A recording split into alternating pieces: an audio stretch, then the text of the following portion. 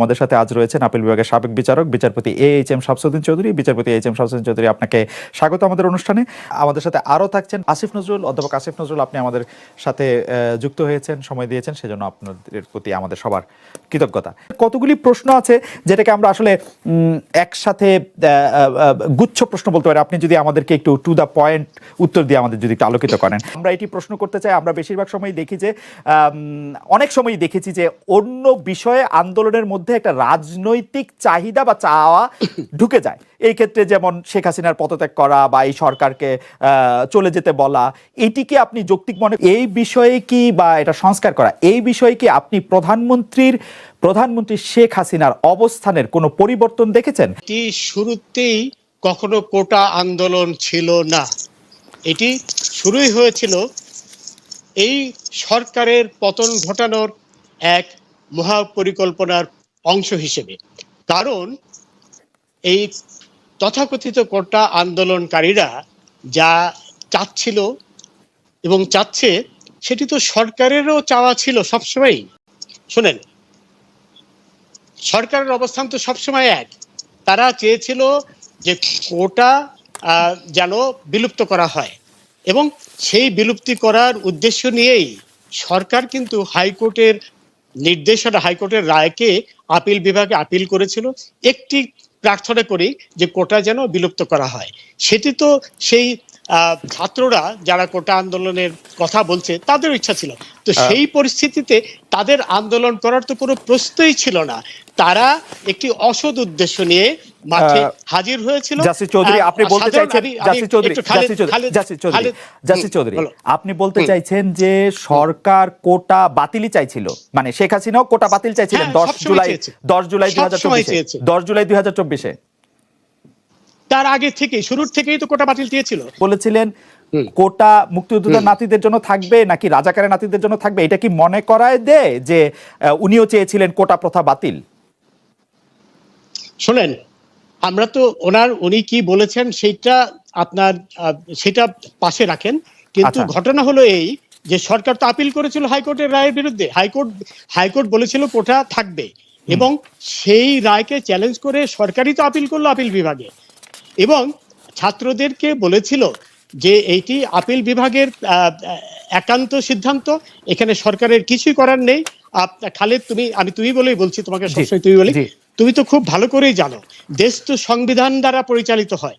সেই অবস্থায় যখন আপিল বিভাগে মামলাটি বিবেচনাধীন, তখন তো সরকারের শুধু বিচারকই না, সর্বোচ্চ আদালতের একজন জুরিস্ট বটে, কিন্তু আপনি কি সত্যি এটি বলছেন যে সরকার এটি চেয়েছিল? সরকার আপিল করেছে। সরকার না চাইলে সরকার অ্যাটর্নি জেনারেলকে এই ব্রিফই দেয় নাই যে কোটা বাতিলের পক্ষে গিয়ে কথা বলো। এই ব্রিফ দিয়েছে আন্দোলন শেষ হওয়ার পরে 18 আগস্টের পরে। 18 জুলাই প্লিজ তুমি পিটিশনটা দেখো। পিটিশনের অ্যাটর্নি জেনারেল, সর্বোচ্চ আইন কর্মকর্তা গেছিল, সেখানে কোনো ডেপুটি অ্যাটর্নি জেনারেল বা অতিরিক্ত অ্যাটর্নি জেনারেল যায়নি। সেখানে আপিল করেছিল সেই হাইকোর্টের রায়, অর্থাৎ কোটা বাদ করার প্রার্থনা নিয়ে আপিল করেছিল। তো এই ঘটনার পর তো এই ব্যাপারে আর দ্বিমত পোষণের কোনো অবকাশই থাকে না। সরকার চেয়েছিল এই কোটা বাদ করতে, কিন্তু এই সাধারণ ছাত্ররা তো এটা বুঝতে পারেনি। সাধারণ ছাত্রদের বোঝানো উচিত ছিল যে এটি সরকারের হাতে নয়, এটি আপিল বিভাগের হাতে। কারণ সাধারণ ছাত্রকে না, অনেক জ্ঞানী গুণী লোকও কিন্তু জানে না যে সরকার আর সুপ্রিম কোর্ট সম্পূর্ণ আলাদা দুটি সত্তা। সুপ্রিম কোর্ট সরকারের অংশ নয়, এবং সুপ্রিম কোর্টের বিচারপতিরাও সরকারের কর্মকর্তা নয়। এই জিনিসগুলো বোঝানো হয়নি। এখন এটি তো একটা প্রক্রিয়ার ব্যাপার। হাইকোর্টের রায় পেল, সেটি জমা দিল, সেখানে তারা লিভ টু অ্যাপিল অ্যাপ্লিকেশন করছিল, এটি একটি প্রক্রিয়ার ব্যাপার। কিন্তু তারা তো আর আপিল বিভাগের রায় তো আর খণ্ডন করেনি বা করতে পারে না। খণ্ডন করলে তো তারা আদালত অবমাননার দায়ে অভিযুক্ত হতো, যে রায় দেওয়ার আগে রায়টি হয়েছে 21 জুলাই। প্রধানমন্ত্রী 17 জুলাই জাতির উদ্দেশ্যে ভাষণে কি করে বললেন যে তোমাদের রায় পছন্দ হবে তোমাদের? How could she no? না, না, আশা করি পছন্দ হবে এই কথা নো বলেছে, নো কারণ নো নো এখানে এখানে নো হ্যাঁ, মানে এখানে কথা হলো হ্যাঁ, বলেছে যে তোমার রায় প্রধানমন্ত্রী তো আর হাইকোর্ট সুপ্রিম কোর্ট পরিচালনা করে না, তাই না? মনে তো এখন হয়ে কথা করবে, হলো মানে এই কথা তো হ্যাঁ, মনে হচ্ছে যে না করে। না মোটেও না, না মোটেও প্রধানমন্ত্রী ওই ধরনের কোনো কথাই বলেনি, এইভাবে টুইস্ট করা তো ঠিক না, শোনি ছিল না, জাসির কখনো চৌধুরী ছিল আমরা না। আবার জাসির চৌধুরী আমরা আবার একটু আসবো আপনার কাছে। একটা বিষয় আপনার কাছে একটু জানতে চাইবো যে এই আন্দোলনটা সম্পর্কে বা আন্দোলনের মধ্যে যারা সম্পৃক্ত হয়েছেন, যারা সমর্থন করেছেন, যারা রাজপথে নেমেছেন বা যারা দূর থেকে এটি দেখেছেন, তাদের অনেকের মধ্যে অনেক ধরনের ধারণা আছে। কেউ কেউ বলছেন যে ছাত্রদের এই কোটার আন্দোলনটাকে আসলে একটা রাজনৈতিক আন্দোলনের রূপ দেওয়াটা বা এটাকে করা এটা আসলে ঠিক হয় নাই। কেউ কেউ বলেছেন যে তারা নিজেরা আসলে আন্দোলনে ইনভলভ হন নাই, কিন্তু কোমলমতি শিশুদেরকে একদম সামনে ঠেলে দিয়েছেন। তারা হয়তো আশা করেছেন যে তারা মারা যাবে, আমরা এসে ক্রিমটা খাবো। কেউ কেউ নিরাপদে থেকে অনেক জ্বালাময়ী কথা বলেছেন, তাতে আসলে এই ব্যাপারগুলিকে আপনি আসলে কিভাবে দেখেন? অনেকে সাংবাদিক এবং শিক্ষকদের ভূমিকা আসলে কি হওয়া উচিত সেটি নিয়েও প্রশ্ন তুলেছেন। স্যার আপনি নিজেও দেখেছেন, আপনি যদি একটু আপনার মতটা একটু বলতেন। আপনারা যদি এটা চিরস্থায়ীভাবে চাইতেন তাহলে সেখানে তো মুক্তিযোদ্ধার কথাই বলতেন। আর আপনি সাধারণ যুক্তিতে চিন্তা করেন, আজকে আপনার এই যে জিয়াউর রহমানের পরিবার কি অনগ্রসর, তাজউদ্দিন সাহেবের পরিবার কি অনগ্রসর? ঢালাও ভাবে ওনারা অনগ্রসর হয় কিভাবে, ঠিক না? এটা তো আপনি সংবিধান কেন, সাধারণ কোন যুক্তিতে মানে কমন সেন্স থাকলেও তো মানুষের এই বিবেচনাবোধ আসা উচিত। এবং আমি দেখলাম পত্রিকাতে, আমি আসলে রায় তো প্রকাশিত হয়নি হাইকোর্টের, আমার কাছে অদ্ভুত লাগলো যে ওইখানে যারা এই পরিপত্র বাতিলের মানে কোটা যারা বাতিল করতে চান তাদের পক্ষে একজন আইনজীবী উনি বললেন আর্টিকেলের 150 আর্টিকেলে বলা আছে যে অস্থায়ী এবং ইন্টারিম যে আদেশটা আছে এই আদেশগুলা বলবৎ থাকবে।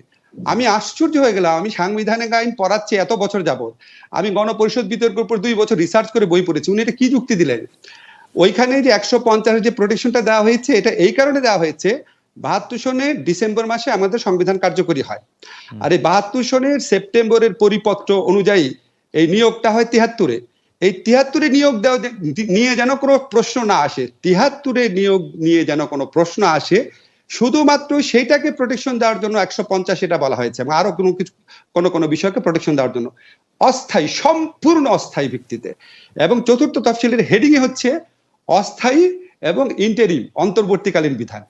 অস্থায়ী অন্তর্বর্তীকালীন বিধান এই 50-52 বছর পর কিভাবে আসে এবং এটা আদালতে কিভাবে গৃহীত হয়েছে আমি জানি না, আমি সম্পূর্ণ লস্ট এটা, আমি রায়টা দেখলে হয়তো বুঝতে পারবো। আর আপনি চিফ জাস্টিসের প্রসঙ্গে যে কথা বলেছেন, আমি ওনার কথাটা শুনে আমার আসলে দুঃখ লেগেছে। কারণ কি, আমাদের তো রাজপথে আন্দোলন করার অধিকার সব মানুষের আছে, এটা সংবিধান সম্মত অধিকার। বাংলাদেশে কিন্তু এই রাজপথে আন্দোলনের অধিকার প্রয়োগ করে বাংলাদেশ রাষ্ট্র স্বাধীন হয়েছে। রাজপথের আন্দোলনের অধিকার প্রয়োগ করে স্বৈরাচারী সরকার থেকে আমরা গণতান্ত্রিক সরকার ব্যবস্থা এসেছি। রাজপথের আন্দোলন এমনকি তত্ত্বাবধায়ক সরকার যখন রায় হয়েছে এটার বিপক্ষে বহু রাজপথে আন্দোলন হয়েছে। হ্যাঁ, এখন আমাদের তো বিচারিক সংস্কৃতিতে, আমাদের রাষ্ট্রীয় সংস্কৃতিতে আন্দোলন তো, এবং পৃথিবীর যে কোনো আপনার হিউম্যান রাইটস ডকুমেন্ট যদি দেখেন, আমেরিকার সংবিধানে কোনো সংবিধানে আছে আপনার যদি সরকার আপনার তার দেওয়া ওয়াদা পালন না করে, আপনি যদি হবস লক রুশোর থিওরি গুলোও দেখেন, সোশ্যাল কন্ট্রাক্ট থিওরি, আপনি আন্দোলন করে সরকার পতন ঘটাতে পারবেন, সরকারকে পরিবর্তন করে ফেলতে পারবেন। আন্দোলনের প্রসঙ্গে উনি যেভাবে কথাটা বলেছে আমি জানি না উনি কি ইন্টেনশনে বলেছেন, শুনতে ভালো লাগে না। এটা তো কিসের আন্দোলন, মানে এটা তো সাধারণ মানুষের রুটি রুজির আন্দোলন, সাধারণ মানুষের সন্তানদের জীবিকার আন্দোলন, শোষণ মুক্তির বিরুদ্ধে আন্দোলন, সমতার আন্দোলন, মুক্তিযুদ্ধের চেতনা রক্ষার আন্দোলন এবং সংবিধান রক্ষার আন্দোলন, সবকিছুর সাথে আপনি রিলেট করতে পারেন। যাই হোক, আমি জানি না উনি কি উদ্দেশ্যে বলেছেন, বাট আমি চ্যালেঞ্জ করলাম 1000 পৃষ্ঠার গণপরিষদ বিতর্কের মধ্যে একটা জায়গাতেও মুক্তিযোদ্ধাদেরকে চাকরিতে বিশেষ সুবিধা দেওয়ার কথা বলা হয় নাই। মুক্তিযোদ্ধাদের অবদান, তাদের সাহসিকতা নিয়ে অনেক কথা বলা হয়েছে, যৌক্তিকভাবে বলা হয়েছে। শুধুমাত্র তাদের সামাজিক নিরাপত্তা দেওয়ার ক্ষেত্রে আর্টিকেল 15-এ বলা হয়েছে।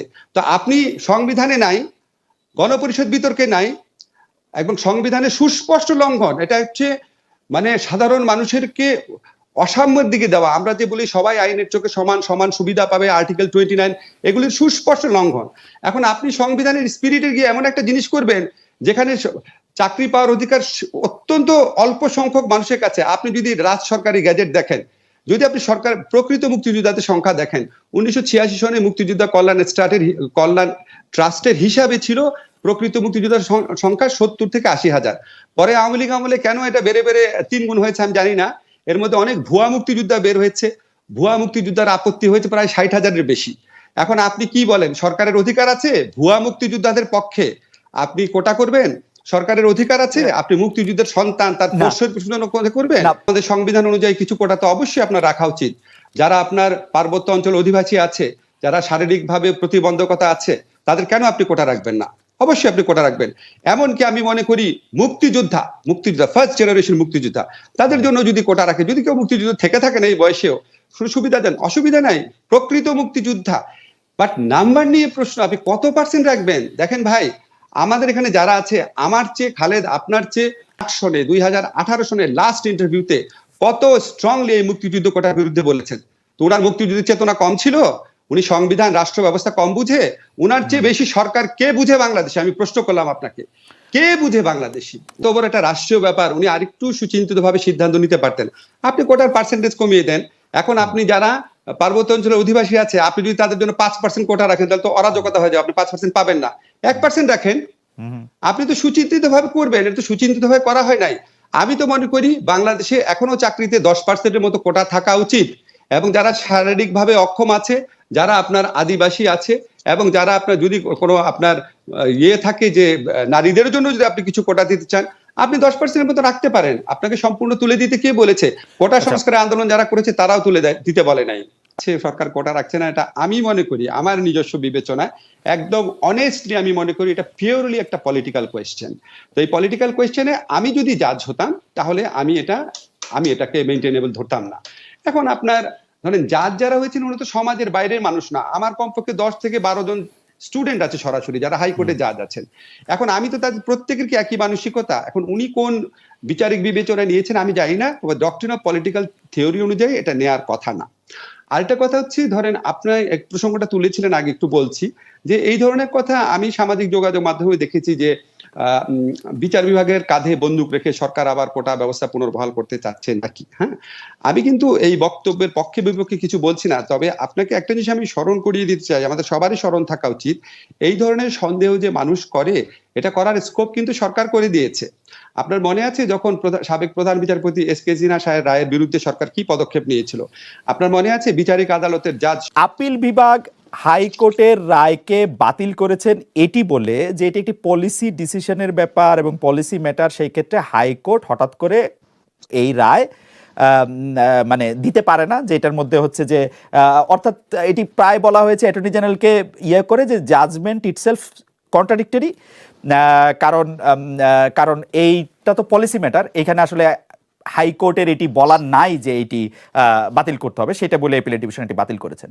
কিন্তু ইন্টারেস্টিং ব্যাপার আপনি দেখেন, এই কথা বলে যখন অ্যাপিলেট ডিভিশন হাইকোর্টের রায়টি বাতিল করলেন, সেই অ্যাপিলেট ডিভিশন আবার ঠিক করে দিলেন যে এটি 93%, 5%, 1%, 1%, এটিকে অ্যাপিলেট ডিভিশন পারে। অ্যাপিলেট ডিভিশন এটি করলেন, আমি পুরো প্রশ্নটা করি স্যার, অ্যাপিলেট ডিভিশন এটি করলেন 104 আর্টিকেল নিয়ে। কিন্তু আমার কথা হচ্ছে অ্যাপিলেট ডিভিশন যেটি পারেন না, এটি অ্যাপিলেট ডিভিশন নিজেই বুঝতে পেরেছেন, কারণ তখন আবার বলেছেন সরকার যা চায় তা আবার করতে পারবে। তার মানে যে পুরোটাই শোনো, তোমার তো জি আমি বলেন পেয়েছি, আমি জবাব দিই। জি জাসির চৌধুরী বলেন। তোমার তো 104-এর যে ক্ষমতা, সংবিধানে 104 অনুচ্ছেদে যে ক্ষমতা সুপ্রিম কোর্টে দিয়েছে, সেটি তোমার অজানা থাকার কমপ্লিট জাস্টিসে সুপ্রিম কোর্ট এটি একান্তই অ্যাপিলেট ডিভিশনের ক্ষমতা। অ্যাপিলেট ডিভিশনের আইনের বাইরে যেও অনেক কিছু নির্দেশনা প্রদান করতে পারে, এবং আমাদের সংবিধানের 112 অনুচ্ছেদ অনুযায়ী আমাদের দেশের সকল কর্তৃপক্ষ সবাই সেই সুপ্রিম অ্যাপিলেট ডিভিশন কেন সুপ্রিম কোর্টের আদেশ নির্দেশ মানতে বাধ্য বটে। সুতরাং এই 104 অনুচ্ছেদই তো ইনভোক করেছে অ্যাপিলেট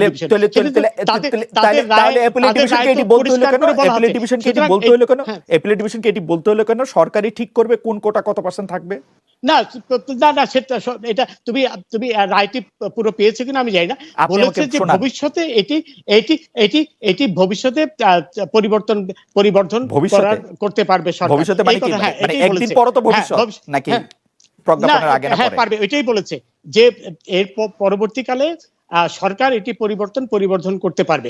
কিন্তু যে রায়টি, যে আদেশ দিয়েছে 104 অনুচ্ছেদে, সেটি তো বাইন্ডিং অন এভরিবডি, প্রতিটি কর্তৃপক্ষ, প্রধানমন্ত্রী থেকে শুরু করে সংবিধান প্রত্যেকেই বিশেষজ্ঞ মানতে বটে। বাধ্য। জাস্টিস এবং চৌধুরী, আপনি সত্যি মনে করেন অ্যাপিলেট ডিভিশন বলে দিতে পারে কোটা 93%, 5%, 1%, 2%? অবশ্যই সত্যি আপনি এটা বলেন, আপনি মনে করেন যে এটি বলতে পারে? না, তোমার এটা জানা উচিত ছিল, 104 অবশ্যই বলতে পারে, এবং সেটি কিন্তু আপিলের ডিভিশন করেছে। বাংলাদেশে তো সুপ্রিম কোর্ট সভরেন না, সভরেন তো পার্লামেন্ট, ও পারে এটা বলতে। বাংলাদেশে পার্লামেন্ট সভরেন না, এটা তোমার জানা উচিত। তুমি তো বিলে তো থেকেছো। হ্যাঁ, কে সভরেন? ব্রিটিশ সভরেন্টি অফ পার্লামেন্টের যে তত্ত্ব, সেই অর্থে কিন্তু বাংলাদেশের পার্লামেন্ট, যেখানে লিখিত সংবিধান আছে, সভরেন হলো সংবিধান, একেবারে পরিষ্কার, তোমার বিভিন্ন রায়ে পরিষ্কার। এটা তুমি তো আইন ম্যাজিস্ট্রেটও ছিলে একসময়, তোমার এটি জানা উচিত। কিন্তু ঘটনা হচ্ছে যে এবং সেখানে সুপ্রিম কোর্ট বাংলাদেশে কোন কোর্ট পার্লামেন্ট থাকা অবস্থায় এই কথা বলতে পারে 93% কোটা করো, 5% কোটা করো, অবশ্যই বলতে পারে।